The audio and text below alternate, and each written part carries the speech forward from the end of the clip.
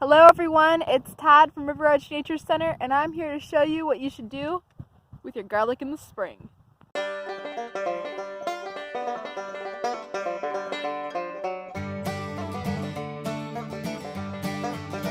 So last fall we planted some garlic at the Riveredge farm, and in the springtime, as you can see, it has grown quite a bit, but these little guys still need some help.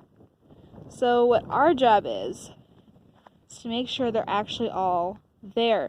So the reason that they're covered with the straw is to help keep them warm in the winter. So now that we shouldn't be having frost on the ground, we're here to make sure that they're all popping up. So this would be a situation where we can see this little guy has been buried.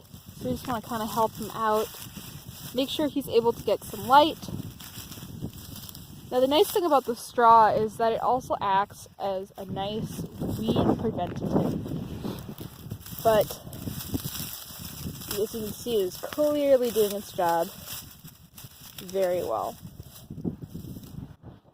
Throughout the rest of the spring and summer, these guys are just going to continue growing.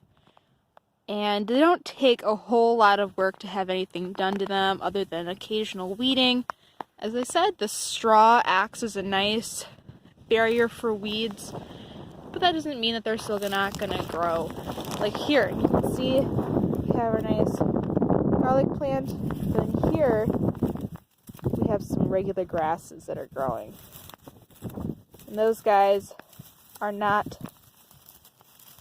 necessarily welcomed at all. So other than occasional weeding, these guys won't need much of their care. They'll come out in about July, being about quadruple the size they are right now.